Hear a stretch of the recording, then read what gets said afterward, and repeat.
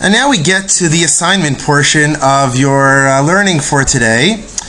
We're going to look at three activities that you're going to do in order to receive credit for your learning for today. You're going to need to log on to a computer and get online and go to HebrewBooks.org so that you can follow along and do what I'm doing. But first I recommend that you watch me do it as an example. You go to HebrewBooks.org, and here we are on the PDF page of the Vilna Shas. What I'd like you to do is to click on the word text right up here at the top of the page, and you're going to get the actual text of that Gemara that you can work with and, in fact, copy and paste. So I'd like you to highlight the text of the Gemara that we just learned. It starts right here, Hahu Gavra. And that's going to go down to Rava's comment, all the way here, Yomru B'nizkei Gufo. Highlight all the way to there. Copy that. Open up a Microsoft Word document, which I've done here, and paste that text in. Formatting it right to left as if it's Hebrew.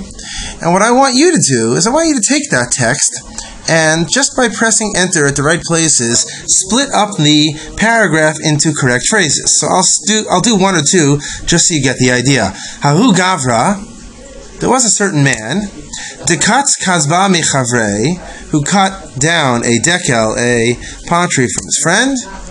Atala Kameh Deresh Galuta, and they came in front of the exilarch.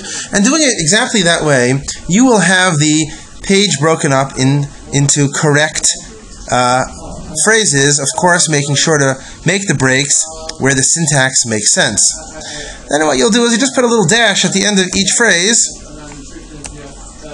and then I want you to write the English translation of each phrase. So in this case, Ahu Gavra was, there was a man.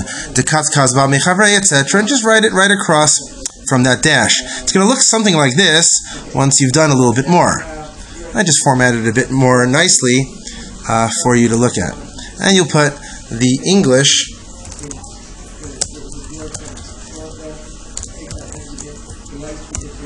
right there. Okay, that'll be the first part of your assignment. Make sure to save that file. In addition to that, I want you to answer a question. The question is based on the sugya. In particular, based on Rava's comment about Rav Nachman's psak.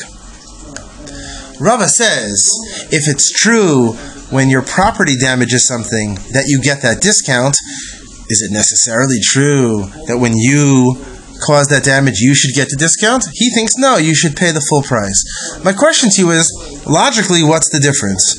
Why does Rava require that the mazik, the damager, pay a high price, the highest price, when he himself does the damage, but when it's his property or animal that causes the damage, Rava allows for the discount that our Gemara and our Mishnah were talking about? What's the difference logically? So that's question 2. Right after your translations, you will write the answer to that question as number 2. And then the final thing I want you to research is the relationship between the exilarch, the Reish Galuta, who our Gemara refers to as giving a psak halacha, giving a ruling, and the Amora, the rabbi who the people went to, Rav Nachman. Since you're sitting online, you can do this research on Wikipedia. I did a little research and I found that the Hebrew article on Rav Nachman has some good information about this, as does the English article in Wikipedia on exilarch. I've got them open here. You can see what I'm referring to. If you go to the English Wikipedia article on the exilarch, and I've got all the references to Nachman highlighted, you will see that there's an interesting relationship between Rav Nachman of the Gemara and the exilarch of his time. I'll let you look at the actual article and see what that relationship was. It was not just a professional relationship, but it turns out it was even a family relationship. And then if you look in the Hebrew article on Rav Nachman, you will discover that there are quite a number of stories in the Gemara where Rav Nachman and the exilarch had something to do with each other about a psak halacha, about a case, about a situation related to other rabbis, related to Rav Nachman or the Reish Galuta himself.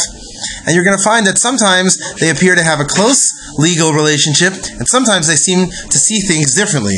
My question to you is, based on these two Wikipedia entries that you'll look up yourself, number 3 is, what does this Gemara in Baba Kama that we learned together seem to imply about the relationship between Rav Nachman and the Reish Galuta, the exilarch? Do they look at legal matters in a similar way? Do they look at legal matters in a different way?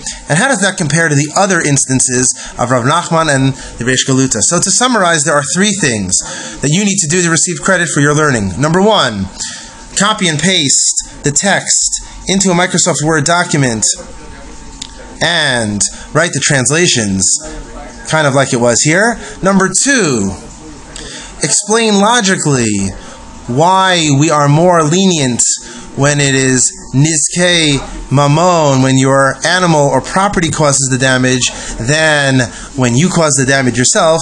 And finally, number 3, to look up the instances of Rav Nachman and the Reish Galuta in the Wikipedia articles and explain what our Gemara indicates about their relationship. The email that you'll receive has detailed instructions of who to send your final Microsoft Word document saved.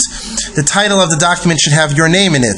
Who should you send that document to receive the credit for today's snow day assignment?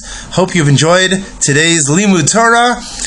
This is Rabbi Pollack, proud to learn with you today, even on a snow day. Have a great day.